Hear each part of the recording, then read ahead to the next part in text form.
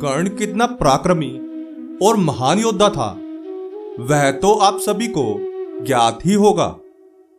महाभारत युद्ध के दौरान उसने अपने युद्ध कौशल और वीरता का प्रमाण भी दिया था, परंतु फिर भी वह महाभारत युद्ध के दौरान वीरगति को प्राप्त हुआ था। यदि उसने वह युद्ध अपने मित्र अधर्मी दुर्योधन की ओर से ना लड़कर पांडवों की ओर से लड़ा होता तो निश्चित ही वह अर्जुन से महान योद्धा माना जाता, परंतु ऐसा हुआ नहीं। दुर्योधन से मित्रता करने के पश्चात कर्ण ने एक बार श्री कृष्ण की द्वारिका नगरी पर आक्रमण कर दिया था। उसने ऐसा क्यों किया था वह जानने के लिए यह वीडियो अंत तक अवश्य देखिए, क्योंकि इस वीडियो में हम आपको बताने वाले हैं क्या हुआ था जब कर्ण श्री कृष्ण की द्वारिका नगरी जीतने गया था।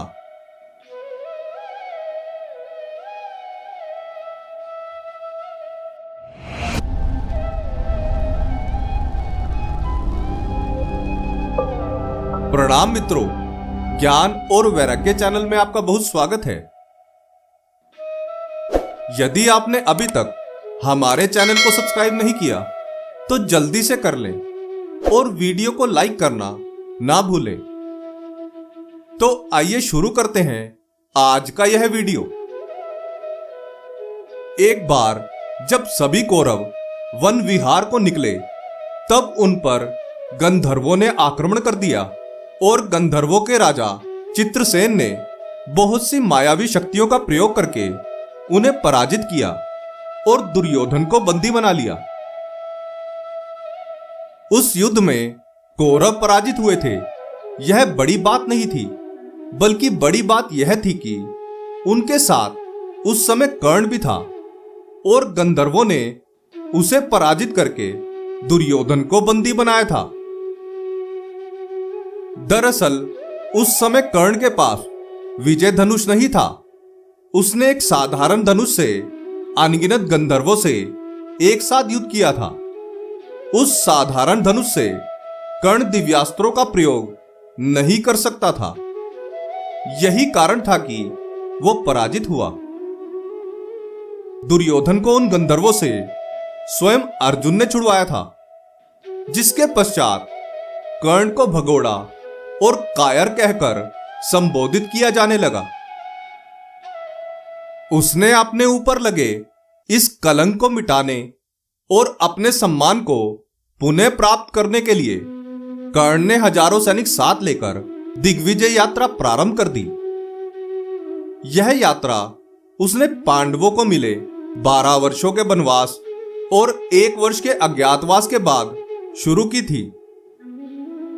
यात्रा के प्रारंभ में ही कर्ण ने पांचाल नरेश द्रुपद के राज्य पर आक्रमण करके उसे पराजित किया और उसके राज्य को हस्तिनापुर में सम्मिलित कर लिया।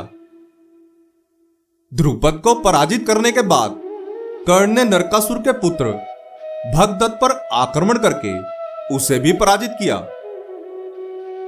भगदत्त के बारे में कहा जाता था कि वह बहुत ही शक्तिशाली बूढ़ा राजा था।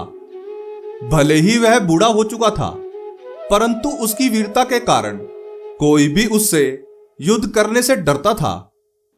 ऐसा इसलिए क्योंकि उसके पिता नरकासुर के पास श्री हरि विष्णु का वैष्णवास्त्र था, जिसे किसी भी दिव्यास्त्र द्वारा रोका नहीं जा सकता था। कर्ण ने अपनी दिव्य यात्रा के दौरान उसे भी पराजित कर दिया। भगदत्त को पराजित करने के पश्चात कर्ण ने मगध को भी पराजित किया, जिसके पश्चात वह एक एक करके अनेकों राज्य जीतता गया और उन्हें हस्तिनापुर में शामिल करता गया। हस्तिनापुर के आसपास के सभी राज्यों को अपने युद्ध कौशल से पराजित करने के पश्चात कर्ण अपनी सेना के साथ श्री कृष्ण की नगरी द्वारिका की ओर बढ़ चला। कर्ण अपनी सेना के साथ द्वारिका की ओर आक्रमण करने के लिए बढ़ रहा है, यह सूचना देवराज इंद्र ने जाकर बलराम को दी। जैसे ही बलराम को सूचना मिली कि कर्ण द्वारिका पर आक्रमण करने के लिए अपनी सेना लेकर आ रहा है, वैसे ही वे क्रोध से आग बबूला हो गए और उन्होंने भी उस पर आक्रमण करने का निर्णय लिया। बलराम ने जाकर कर्ण और उसकी सेना की सूचना श्री कृष्ण को दी और उस पर आक्रमण करने को कहा, परंतु श्री कृष्ण ने बलराम को समझाते हुए कहा कि वे कर्ण को भलीभांति पहचानते हैं। वह जितना वीर योद्धा है उतना ही नर्म स्वभाव का भी है। वह अपनी सेना के साथ किस लिए द्वारिका नगरी की ओर बढ़ रहा है, वह जाने बिना उस पर आक्रमण करना सही नहीं होगा। परंतु बलराम ने श्री कृष्ण की एक ना सुनी। वे किसी भी तरह से द्वारिका की रक्षा करना चाहते थे। इसलिए बलराम श्री कृष्ण और उनकी नारायणी सेना को साथ लेकर द्वारिका के बाहर कर्ण की प्रतीक्षा करने लगे।